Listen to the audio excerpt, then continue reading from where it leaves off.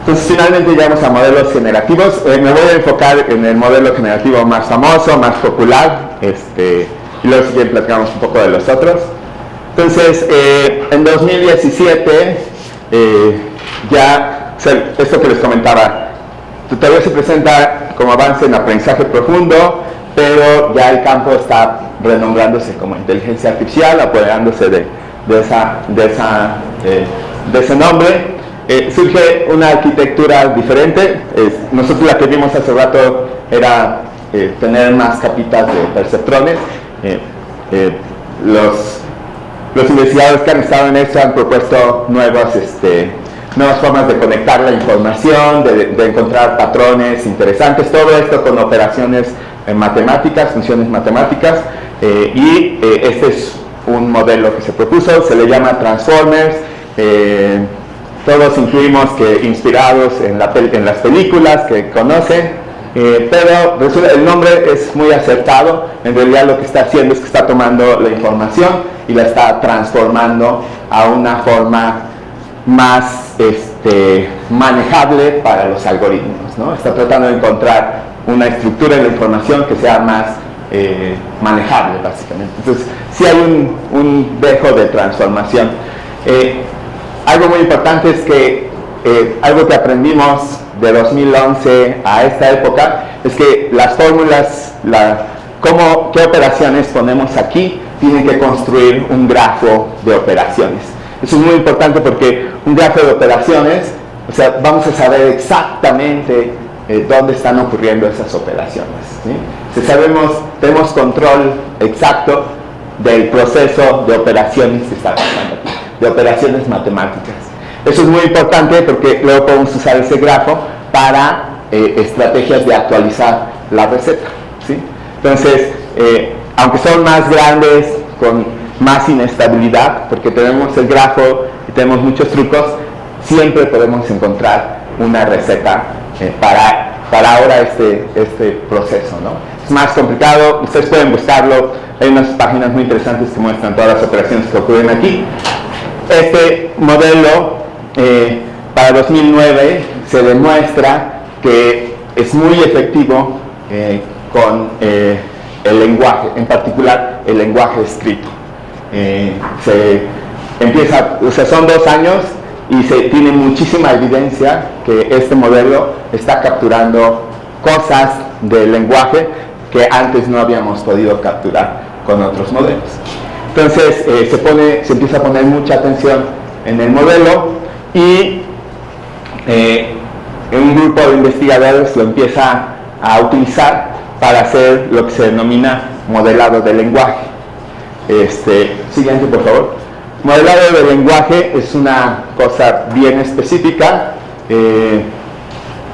Surge de teoría de la información, también alrededor de los 40.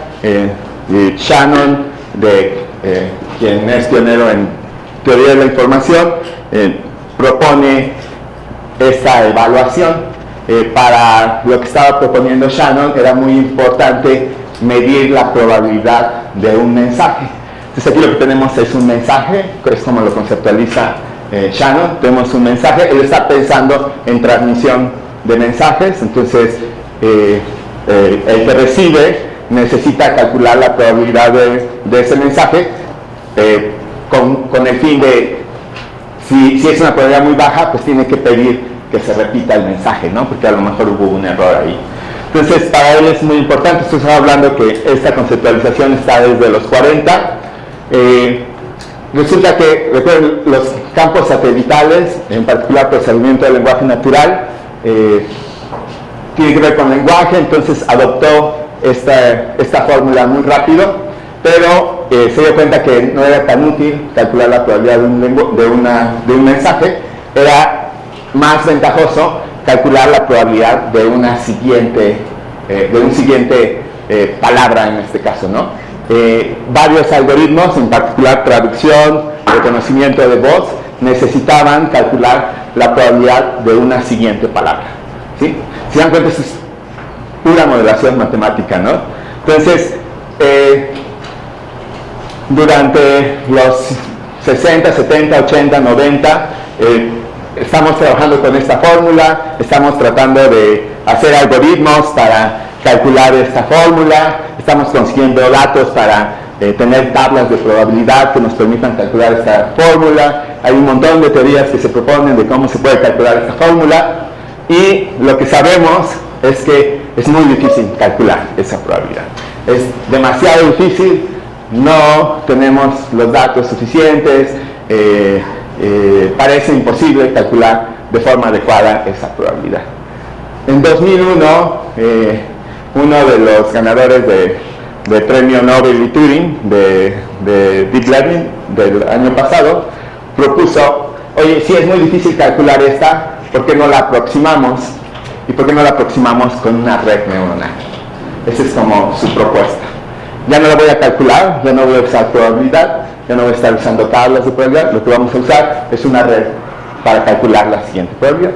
¿Cuál va a ser mi supuesto? Lo que es dado van a ser las palabras que ya conozco, estas son las que ya conozco, este es el consecuente, la siguiente palabra es el consecuente, ¿de acuerdo?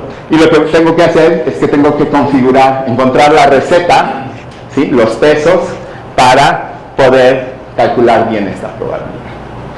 Eso fue en el 2001, les digo, esta idea le valió el premio, ¿sí ganó Nobel? Creo que sí ganó Nobel.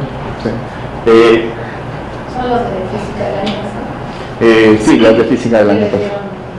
Pero él no está en los Nobel, ganó nada más Turing, es Benjo, que está en el sistema canadiense, se quedó. Entonces, ya no necesito una teoría de cómo funciona el lenguaje, ya no necesito platicar con los lingüistas y que me digan sobre las estructuras que forman. Ya no necesito encontrar las reglas, ya no necesito... ¿Qué es lo que necesito? Datos. ¿Cómo? Montones de discursos. Sí, y lo que necesito son montones de palabras, ¿sí? Secuencias de palabras, y necesito la siguiente palabra, ¿sí? Montones de secuencias de palabras, y cuál fue la siguiente palabra. Pero no palabras sueltas. No palabras sueltas. Sí, necesito que hayan ocurrido en lenguaje escrito, que hayan palabras, y necesito que haya una siguiente palabra. ¿Dónde creen que haya esa información? Internet está lleno de texto que hemos puesto los humanos, de frases que decimos, que son palabras, y o sea, lo de la siguiente palabra es un artificio, porque o sea, yo tengo una frase, nada más le quito una palabra y ya tengo la siguiente palabra. ¿De acuerdo? Y eso fue lo que se empezó a hacer en 2001, con poco éxito. El paper fue como novedoso, pero fue en el 2001, no despegó sino hasta 2019, que se empezó a usar con Transformers. La red neuronal que usaron ellos no era tan poderosa, pero ya con Transformers fue un éxito tener palabras y las siguientes palabras. Fueron a internet, recolectaron todo el texto y, o sea, no importa que no venga palabra, siguiente palabra, o sea, nada más hagan unas palabras, esconden la última y dicen este es el consecuente de estas. Y le enseñan a una red a estar prediciendo la siguiente y la siguiente y la siguiente palabra, todo el tiempo. ¿Sí?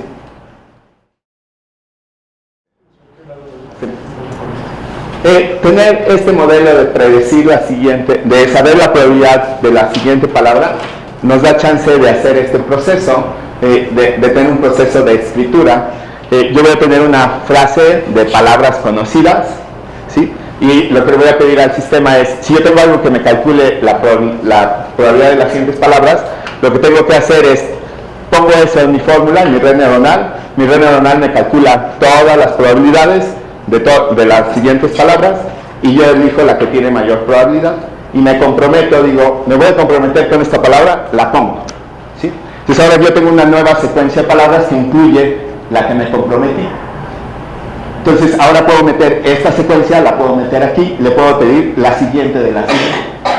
Y entonces me da la siguiente, me comprometo con alguna, La siguiente, me comprometo con la otra, la siguiente, me comprometo con la otra, y eventualmente estoy escribiendo un mensaje. Eso es lo que hace ChatGPT por nosotros. Nosotros ponemos el famoso prompt, nuestra pregunta en el sistema, lo toma y predice la siguiente palabra, la siguiente palabra, la siguiente palabra, la siguiente palabra. Y eso que generó, eso es lo que la generación, eso que generó es el mensaje que es nuestra respuesta. ¿De acuerdo? ¿Dudas, preguntas? ¿Eso es inteligente? No. Por ejemplo, cuando hace ya 2 años hicimos las cápsulas sobre inteligencia artificial, ahí nos hablabas de... No dije que dije, ya me recuerdo que dije. Pobre video, por favor. Sí, exacto. Pero uno de los puntos en ese momento eran muy álgidos, era la parte de las alucinaciones que podían tener.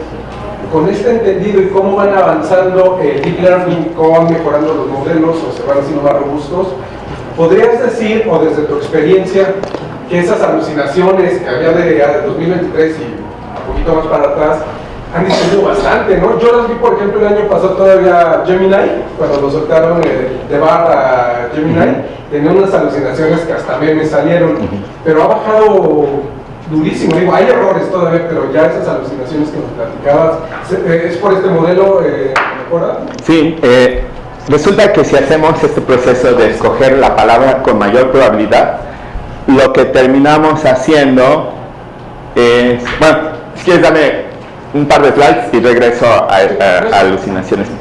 Sí, porque hay unos slides específicos para explicar eso. Siguiente, por favor. Entonces, esta conceptualización de modelo de lenguaje y que luego ese modelo lo podemos usar de forma generativa, tiene que pasar el proceso de entrenamiento, que es el proceso que vimos con el alien, ¿no? Encontrar los pesos, básicamente, encontrar los valores de los parámetros. Eso es todo cuando decimos entrenamiento, eso es lo que queremos decir. Tenemos que poner a la computadora a que se calibre y encuentre una configuración de red estable y que podamos medir que es buena, ¿no? No la mejor, sino que se comporta empíricamente de forma correcta, ¿no? Entonces eso llamamos entrenamiento y lo que ya intuye, ¿no? Lo que tenemos que conseguir son los datos dados y el consecuente. El dato dado, pues van a ser frases que voy a tomar de internet, que ya hemos platicado, y el consecuente es calcular. O sea, calcular cuál es la más probable del otro lado. Si calculo mal y me equivoco mucho, o sea, lo puedo cuantificar qué tanto me equivoco y mando una retroalimentación para que la red neuronal se recalibre tantito. De tal forma que la siguiente vez que vea esta frase esté más cercano a predecir esta palabra. Y así lo tengo con todo el internet, le estoy dando vueltas al internet varias veces hasta que se estabiliza esta red y ya la tengo entrenada, ¿sí? Vamos a ver qué implica entrenar esto. Siguiente, por favor. A esta configuración fue muy importante en un momento de catorrazos distinguirse de otros métodos y se le denominó autorregresivo. Entonces, si ustedes están en literatura especializada, van a escuchar este método de autorregresivo. ¿Qué quiere decir? Predecir una siguiente cosa. Da una secuencia, predecir la siguiente cosa. Fue un pleito enorme, en particular quien se aventó el pleito fueron los científicos en la empresa OpenAI. Ellos se comprometieron con que configurar la red para predecir la siguiente palabra era lo adecuado. Y al final de cuentas vimos que les rindió muchos frutos configurarla de esta forma. Había gente en el campo que creía que esto no era conducente a nada, que lo mejor eran otras técnicas de cómo presentar los dados y qué consecuente era lo adecuado. Entonces eso es muy importante. Se usa una copia pública del internet, pública entre comillas. Siguiente, por favor. Y ese es el proceso de encontrar la red. Cómo se usa y cómo se genera el texto es lo que se le llama inferencia, ¿sí? Siguiente. Ahí ya no tengo datos, o sea, ahí es un dato que no ha visto, que no tengo recolectado, es el usuario poniendo su pregunta que nadie más le ha preguntado y ese es el proceso que veíamos. Tengo la pregunta, predigo más bien escojo una siguiente, luego una siguiente, la siguiente, una siguiente, la siguiente y una siguiente, la siguiente y ya tengo una respuesta. Ahora resulta que si hacemos eso, que si hacemos eso, replicamos mucho lo que está en el Internet. O sea, el modelo no es tan creativo. Yo le hago una pregunta y me responde con algo que está en el Internet, porque estoy escogiendo lo más probable, ¿sí? Entonces eso no es tan ventajoso. Entonces, lo que se hace es que se interviene el proceso de inferencia. En realidad, lo que yo tengo, cada vez que le paso una frase y me da una siguiente palabra, lo que yo tengo es la probabilidad de todas las palabras posibles en esa lengua, ¿sí? De hecho, ya ni siquiera una lengua, sino, por ejemplo, ChatGPT funciona en 50 y tantas lenguas, ¿no? Entonces tengo, dada una frase en español, tengo toda la probabilidad de todas las palabras en 55 lenguas, ¿sí? Entonces, lo que se hace, hay varias estrategias, es que ya no se escoge la más probable, sino se escoge aleatoriamente una, pero con un sesgo, en particular un sesgo a las que mayor probabilidad tienen, ¿sí? Como ya no es la más probable, da chance de que ya no replique lo que está en el Internet, ¿sí? Que genere un mensaje nuevo, nunca antes dicho en la lengua. Algo que se dieron cuenta muy rápido es, sobre todo si solo entrenaban con los datos del Internet, es que se reproducía muchos comportamientos del Internet, lo esperado, ¿no? Lo que nos mencionaba Marina, si tomaron el Internet, ¿por qué escribe también si el Internet no está también escrito? Eso lo notaron. Eso fue ChatGPT 2. ChatGPT 2 fue muy criticado. Muchos académicos les dijimos, no vas a poder porque tus datos son del Internet, nunca vas a poder cambiar ese comportamiento, ¿no?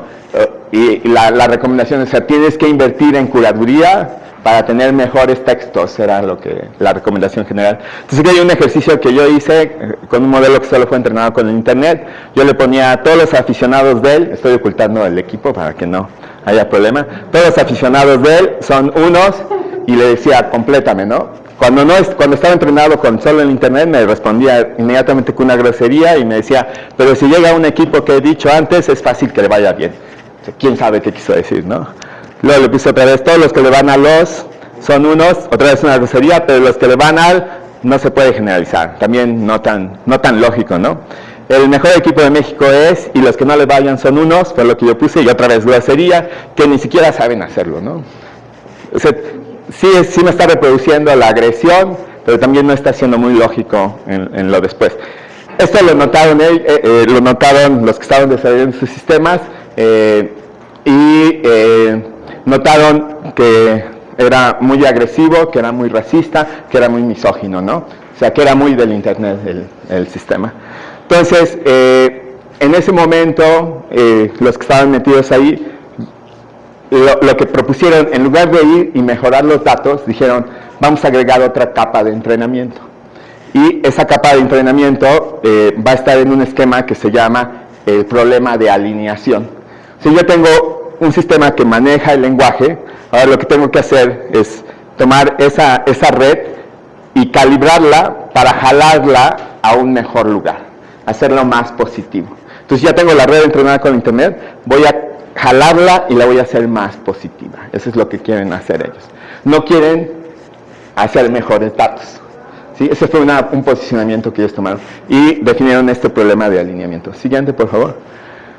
Entonces, el problema de alineación lo resolvieron a través de otra técnica que se llama aprendizaje por refuerzo. Es una técnica muy antigua, también tiene sus antecedentes en teoría de control, tiene sus antecedentes con Skinner, que ya salió, y lo que hicieron es decir,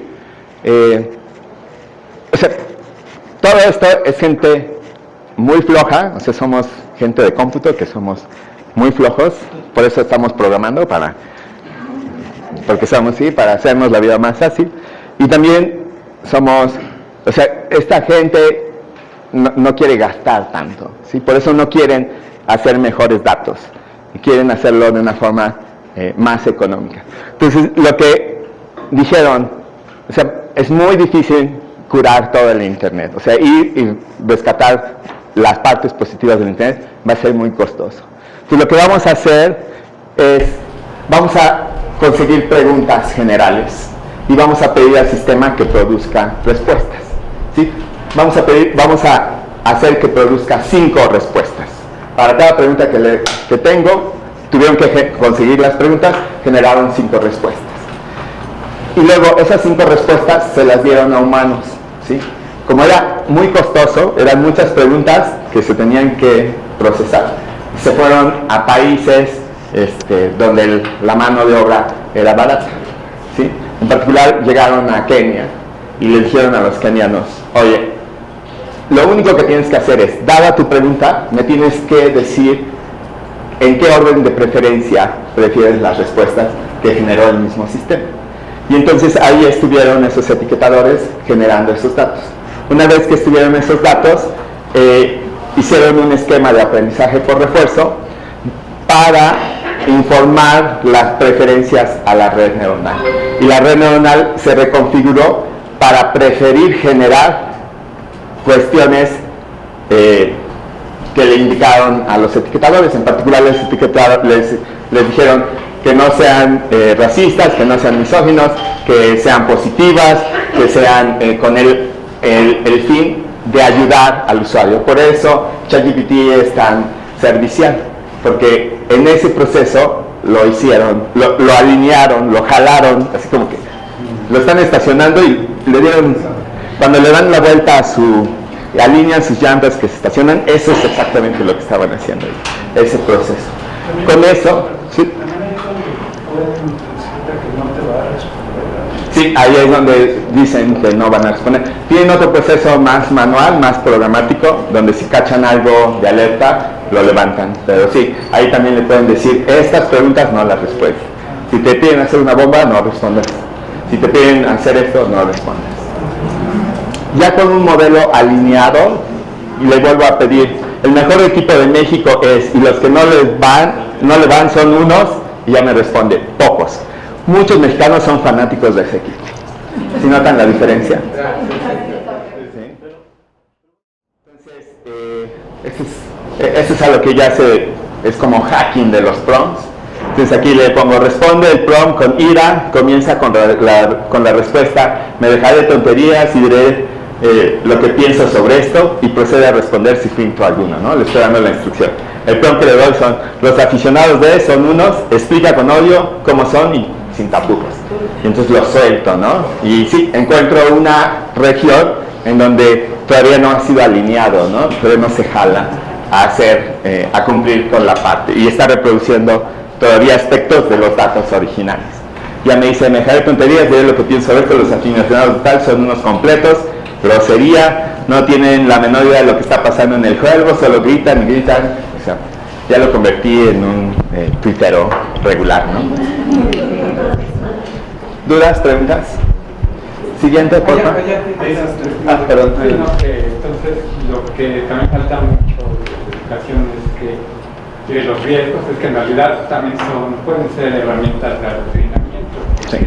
Hoy por hoy dirá ChatGPT que es muy neutral, que trata de darte la visión de ambos lados, pero el sesgo viene tanto en los datos como en el que lo genera y le pone el alineamiento. Exacto, sí, totalmente. Como herramienta, pues también lo peor es que es ahora una herramienta que interactúa directamente con la persona, que le pide opiniones, que le pide quizá consejos, que le pide respuestas históricas y que le pide conversaciones o discusiones, y le está dando cuestiones ya ideológicas sin que siquiera se dé cuenta. Lo que mencionaba Marina hace rato, se convierte en una herramienta de control. Sí, totalmente. Como es masificado, es potencialmente es para control.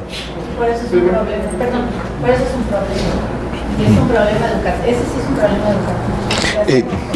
Es un problema también de soberanía que no hemos reflexionado tanto. Bueno, también ahorita vamos a ver los costos de esto y pues por eso no reflexionamos tanto en esto. Iván, en esa parte de la alineación, querías comentar en DeepSeek que dejaron de usar humanos. ¿Perdón? Que dejaron de usar humanos y empezaron a usar un algoritmo. Ahorita les explico de eso. Ya estamos cerca del final. estos modelos, ese es como en esencia los modelos, ¿no? Ahorita voy a aplicar un poco de DeepSeek, que logró unos avances, pero ya los avances son más en el ámbito tecnológico, mucho enfocado en el ámbito de ingeniería, y que tiene que ver con que estos modelos no son fáciles de desplegar. Requiere mucha expertise, requiere mucho de humanos. Los humanos tienen que estar ahí para mantener vivas las computadoras que están haciendo estas, que no son tan pocas y no es tan trivial dado el estado de tecnología. Siguiente. Entonces, para empezar, hay un efecto de impacto en calidad de generación, dado el tamaño de los modelos. ¿Qué queremos decir por el tamaño de los modelos? Que son todos los pesos, todas las cantidades de nuestras recetas. Todas esas cantidades determinan el tamaño. ¿Cuántas de esas cantidades tengo que calibrar para generar una buena receta? Entonces, en nuestra receta eran 5, ahora estamos en billones, 1.7 billones de parámetros que tenemos que calibrar, que tenemos que encontrar para que podamos predecir bien la probabilidad de la siguiente palabra. Ese es GPT-4, se estima, porque algo que aprendió ChatGPT en los últimos años es que no le conviene ser público con sus avances. Durante mucho tiempo fue muy público, hasta ChatGPT 3 era muy público, hasta GPT-4 3 fue muy público. ChatGPT no fue público, pero tuvimos la fortuna de que fue público con la versión beta. Entonces tenemos mucha información de la versión beta, pero de ChatGPT ya no ya no fue transparente, sobre todo a nivel académico. Entonces, de GPT-4 no sabemos con certeza nada, todos son rumores, y uno de los rumores muy fuertes es que tiene 1.7 billones de parámetros, ¿no? Que son cantidades muy gigantescas. El efecto del tamaño, por ahí hay otros, no está tan actualizado esto porque ahorita tenemos nuevos modelos. Siguiente, por favor. La relevancia del tamaño es porque entre más datos tengamos, la red tenga esos datos, necesitamos usar hardware especializado, porque necesitamos, entre más datos, más tiempo se tarda hacer las operaciones, ¿no? Porque son más operaciones que tengo que hacer. Entonces necesitamos tomar ventaja de hardware especializado. El hardware especializado que existe son los famosos GPUs. Hay una alternativa que les llaman NPUs, se está estabilizando los NPUs en dispositivos móviles, y están otros que son TPUs, que esto solo los usa Google. Entonces, para agilizar la calibración, para agilizar el entrenamiento, se necesita tener computadoras con este hardware especializado. Lo que ha pasado en los últimos 5 años es que este hardware especializado se ha vuelto muy poderoso, pero también muy costoso, ¿sí? Nosotros estábamos, para un ejercicio mental que hicimos, porque no es factible, hicimos el cálculo de, desde academia, cuántos GPUs necesitaríamos para tener un impacto en academia positivo, ¿no? Para que los académicos de México tuvieran dónde entrenar sus modelos y pudiéramos tener ese avance. Nosotros llegamos al número de 64 GPUs, que no son, o sea, 64 es un número fácil. Resulta que te venden los GPUs, pero no te los venden independientes, sino te los venden con el servidor. Y el servidor está en 137,000, el más barato, hasta $300,000. 300,000 siendo el más ventajoso, donde en el mismo servidor vienen 8. Entonces necesitaríamos 8 de esos. Entonces, pues ya la cuenta va subiendo bastante. Y resulta que no solo se necesita el servidor, sino se necesita tecnología adicional para que los servidores se comuniquen entre ellos y para enfriar esos servidores se necesita una instalación especial, ¿no? Entonces, calculábamos que se necesitan alrededor de 1,000 millones de pesos para poder tener esos 64, ¿no? A lo mejor es muy exagerado, a lo mejor 500 millones de pesos es lo que necesitamos. Exacto. Pues Pemex no tiene estos servidores, les puedo decir. Es que no los gasta. ¿Cómo? Es que no los gasta en CPUs. No los gasta en cómputo en general. ¿Qué GPUs estás pensando? Los H200. H200, ya anunciaron la nueva generaciones y ya no sé cuánto va a ser eso. Ahora, ya salió el iPhone 17 y con eso ya podrán alcanzar para comprarme el iPhone 5. Entonces, como comparación, para ChatGPT, OpenAI usó 1,000 de estos. Durante 6 meses estuvo entrenando, para entrenar el primer ChatGPT con que interactuamos. Para comparación, está el rumor que la empresa de XIA, que es la de inteligencia artificial de Elon Musk, compró 130,000 GPUs. O sea, no compró 64, compró 130,000, 2 órdenes de magnitud más. ¿Sí?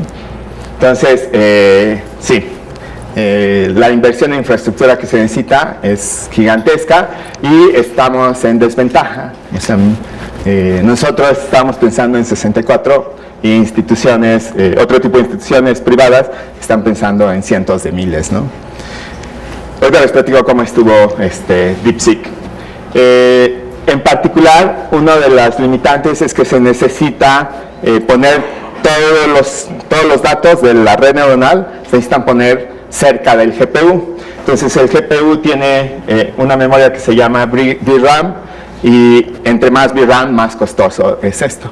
Ahorita los GPUs están entre 80 GB de VRAM, 120 los H200, unos H200, es lo que se necesita para que uno de estos modelos quepa. Lo que también sabemos es que ya no caben en ese tamaño, entonces por eso se necesitan varios en un nodo para que estén comunicados y compartan la memoria y se repartan, ¿no? Sí, entre más VRAM, más caro el sistema, ¿no? Ahora resulta que hay un esfuerzo por hacer estos modelos más pequeños y en particular está muy de moda el término de destilación, modelos destilados. Lo siento, no tiene nada que ver con tequila ni mezcal, lo siento, pero ya sabrán en qué estaban pensando los, ¿sí? Y la idea es tener, sí, exacto, sí. Tenemos modelos muy grandes y queremos hacerlos pequeños. Una opción es empezar con el modelo pequeño y ustedes van a encontrar varios modelos en 7,000 millones de parámetros. Es como 3,000 millones de parámetros son los más chiquititos, 7,000, o sea, los que los entrenan chiquititos. Luego se pasan a 70,000 millones de parámetros, luego ya van a 400 y bueno, ya llegan a los trillones, ¿no? A los billones. Entonces, pero si tienes un modelo chiquitito, lo que sabemos es que impacta en desempeño. Entonces hay esfuerzos por tomar modelos grandes y hacerlos pequeñitos. Cosas que se hacen es pasar las operaciones de flotante 32, o sea, nuestros parámetros son flotantes 32, los pasan a enteros de 4, ¿no? Y eso reduce muchísimo la cantidad de memoria necesaria y las operaciones que se pueden hacer. Otra cosa también es eliminar parámetros. Hay algoritmos que llegan y quitan los parámetros y con eso se hacen modelos pequeños. Ustedes pueden encontrar en la red muchos modelos destilados y los pueden usar, los pueden correr en laptops, los pueden correr en es muy común correrlos en Macs también, porque las Macs, la memoria RAM de las Macs la comparten directamente con el GPU que tienen las Macs. Entonces, no hay que comprar dos RAMs, ¿no? La VRAM y la RAM, sino ellos vienen integrados. Entonces, mucho de esto se está corriendo en Max. Y, sin embargo, hay una pérdida en la precisión. Estos modelos ya no son tan precisos. O sea, ya las respuestas que nos dan no son tan buenas, ya no son tan elocuentes. Pero sí hay una ganancia en velocidad. Entonces, ahorita, mucho de lo que se está haciendo, sobre todo cuando no tiene capacidad de cómputo, es encontrar ese trade-off entre velocidad y entre precisión, que tanto para lo que me están pidiendo mi modelo puede ser no tan bueno, ¿no? Y hay mucha experimentación ahorita en encontrar ese punto de qué modelo destilado va a ser. Pueden encontrar, por ejemplo, un alumno está usando DeepSeek, entonces cada vez que, Marina lo conoce, ¿no? Cada vez que nos presenta dice, estoy usando DeepSeek, entonces todos así como, wow, está usando DeepSeek, ¿no? Porque uno piensa que está usando el grande, pero ya le pregunta, no, y es el destilado, ¿no? Y que corre en su laptop, sí corre lento porque está usando uno mediano, y las respuestas que dan no están tan mal, pero es el destilado, ¿no? Hay un sacrificio en precisión. Siguiente, por favor. Siguiente. Y resulta que esto es solo texto, pero hay otro montón de cosas que se están haciendo. En imágenes se está usando un modelo que se llama de difusión, pero ahorita hay mucha gente está migrando de difusión a los transformers. Los de difusión funcionan diferente, tratan de encontrar la imagen, ¿sí? Ustedes ven las animaciones y tienen ruido y empieza a aparecer la imagen paso con paso, ¿no? Y como que la encuentran, no están prediciendo el siguiente píxel, el siguiente píxel, el siguiente píxel, sino la rescatan de datos aleatorios. Es interesante cómo funcionan. Ahora muchos están yendo a transformers para predecir el siguiente píxel, y hay ciertas ventajas. También hay unos modelos que se llaman espectrales, que se están aplicando a texto, que son menos demandantes que transformers. Entonces, todos los que están trabajando esto están buscando una configuración que les permita ser tan buenos como transformers, y entonces hay mucha actividad académica alrededor de esto. Hay cosas multimodales, o sea, ya no solo reciben texto, sino reciben imágenes, y de las imágenes generan texto. Eso también hay también audio, hay mucho interés de audio. También hay mucho interés en aprender, que estos modelos aprendan a razonar. O sea, ahora lo que se genera son razonamientos. Esto también es una obsesión del campo, porque el campo ha sido muy criticado, que las respuestas no son correctas. Entonces, la solución, en lugar de pensar mejor nuestros problemas, ahora es lo que tenemos que hacer es que estos modelos razonen, ¿no? Esa es la solución que estamos proponiendo. Entonces hay muchísima gente que está trabajando en razonamiento. El avance de DeepSeek tiene que ver con razonamiento. Lo que logró DeepSeek es que, o sea, lo que nos dice la teoría que les he explicado es, lo que necesitaríamos sería un problema y como salida, como consecuente, el razonamiento, ¿no? Y necesitaríamos una colección gigantesca de ese tipo.